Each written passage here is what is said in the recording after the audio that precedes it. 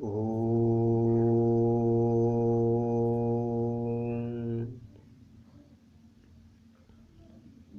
वेद संदेश से जुड़े सभी प्रेमियों को नमस्ते।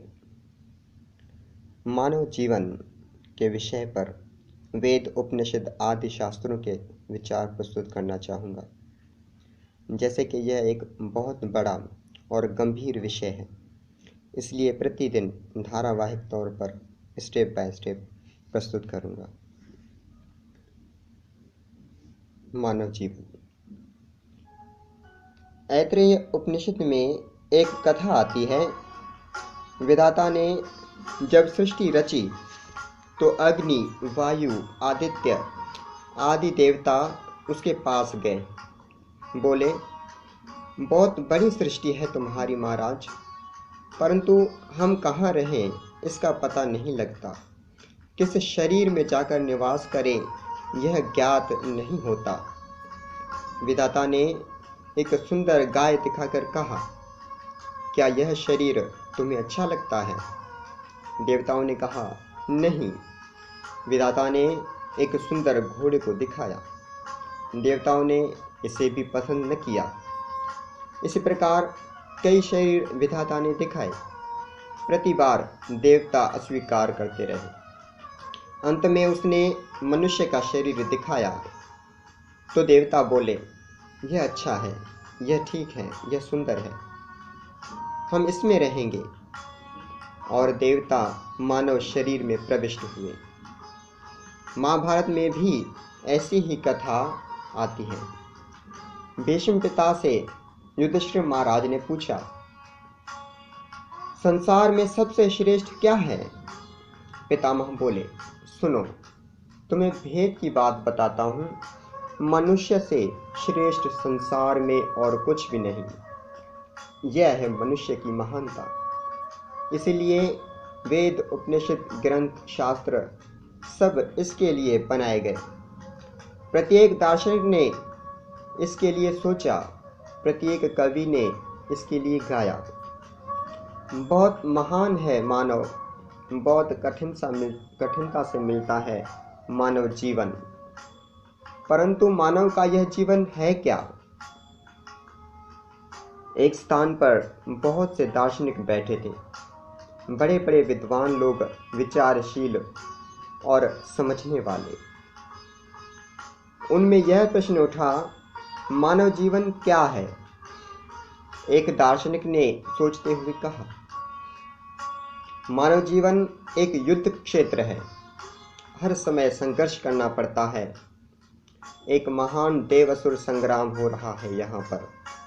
कभी देवता आगे बढ़ते हैं, कभी राक्षस आगे बढ़ते हैं। इस निरंतर संघर्ष का नाम ही जीवन है। खींचातानी, युद्ध, संघर्ष और धक्कम पेल। इसके अतिरिक्त मनुष्य का जीवन कुछ है नहीं। वह प्रकृति की शक्तियों से लड़ता है, इच्छाओं से युद्ध करता है, देश के लिए लड़ता है, परिवार के लिए लड़ता है। उसका यह संघर्ष समाप्त होता है उस दिन जब जीवन के गीत का अंत हो जाता है। दूसरे दार्शनिक ने माथे पर हाथ फेरते हुए कहा, हमारे मित्र ने भाषण तो बहुत सुंदर दिया, परंतु जो कुछ उन्होंने कहा वह ठीक नहीं। मानव का जीवन संघर्ष नहीं, अपितु एक यात्रा है। एक यात्रा जिसका मोक्ष से पूर्व अंत नहीं होता।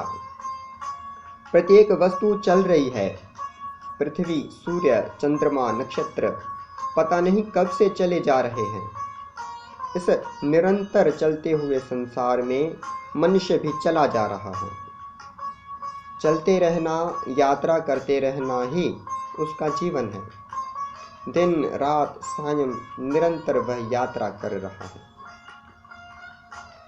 हर सुबह सफर, हर शाम सफर, इस जीवन का है नाम सफर। इसीलिए किसी ने कहा था, सफर दर पेश है गाफिल, तुझे इस दारे फानी से। लगा दिल को न दुनिया से, न ऐशो कामरानी से। चलेगा काम कब तक, जोर से जर से जवानी से, किनारा एक दिन करना पड़ेगा जिंदगानी से। सराय दहर में मेहमा फ़कत तू रात भर का है, कमर बांधे हुए तैयार रह आलम सफ़र का है।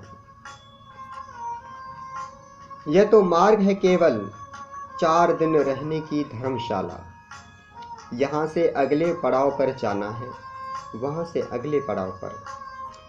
तब तक यात्रा करनी है जब तक गंतव्य स्थान न मिल जाए। सामवेद के 51वें मंत्र में भी यह बात आई है। ओम प्रदो दासो अग्निर्देव इंद्रो नमच्मना, अनुमातरम पृथ्वीं पे वाग्रते तस्थो न कस्य शर्मणि। इस मंत्र की दूसरी प्रतीक का अर्थ यह है कि इस पृथ्वी रूपी माता के पास रहने के पश्चात सब लोग लौट जाते हैं। यह हमारा घर नहीं, यह हमारा लक्ष्य नहीं। हमारा घर तो ब्रह्म लोक है, वहीं हम सबको जाना है। उसी की ओर यात्रा करते हुए हम चले जा रहे हैं। इसलिए उस दार्शनिक ने असत्य नहीं कहा कि मनुष्य का जीवन एक यात्रा है। परंतु तभी तीसरे दार्शनिक ने कहा, एक सज्जन कहते हैं कि यह जीवन संग्राम भूमि है, दूसरे कहते हैं कि यह यात्रा है। परंतु मुझे तो ऐसा प्रतीत होता है कि ये दोनों बातें ठीक नहीं। मनुष्य का यह जीवन तो एक नौका की भांति है जो वायु के झोंकों और थपेड़ों के साथ चली जा रही है। मनुष्य इस पर सवार है, इसके अधिकार में कुछ भी नहीं। किस किनारे पर यह नौका पहुंचेगी यह भी उसे ज्ञात नहीं। जहाज उम्रे रवां पर सवार बैठे हैं, सवार खाक हैं, बेइख्तियार बैठे हैं। हमारी ये नौका चली जा रही है, कहने को हम नौका में बैठे हुए हैं, वास्तव में हैं विवश। वेद भगवान इस विवशता की बात को नहीं मानता, परंतु मानव जीवन की नौका उसने भी कहा है। कई बार आप वह मंत्र पढ़ते हैं, सुत्रामाणम पृथ्वीं देवीं नावम, अर्थात यह मानव शरीर एक दिव्य नौका है, इसमें बैठकर संसार सागर को पार कर जाओ। चौथे दार्शनिक ने अपने तीनों साथियों की बात सुन के कहा, इन तीनों विद्वानों ने जो कुछ कहा उसमें तथ्य है, तर्क है, परंतु फिर भी इनमें से किसी की बात भी मन को संतोष नहीं दे सकी। मुझे तो ऐसा लगता है कि यह मानव जीवन संग्राम, यात्रा अथवा नौका कुछ भी नहीं। यह तो लेन देन की मंडी है।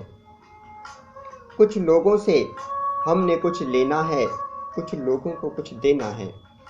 इसी लेन देन के लिए हमें मानव जीवन मिलता है, जब तक लेन देन का चक्र समाप्त नहीं होता।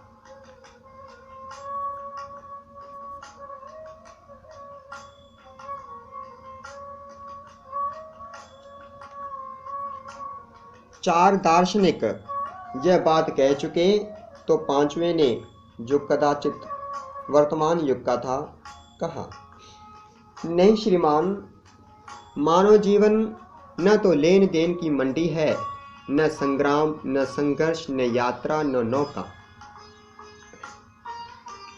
यह तो इलेक्शन है, बहुत बड़ा चुनाव। प्रत्येक स्थान पर चुनाव ही होता रहता है। इसमें असेंबली का, संसद का, नगर पालिका का चुनाव। लड़की युवा हो तो उसके लिए लड़के का चुनाव, यह हो जाए तो फिर घर का चुनाव, व्यवसाय का चुनाव, यह भी हो जाए तो प्रतिदिन सब्जियों का चुनाव, दालों का चुनाव। यह सारा संसार चुनाव के अतिरिक्त और कुछ है नहीं।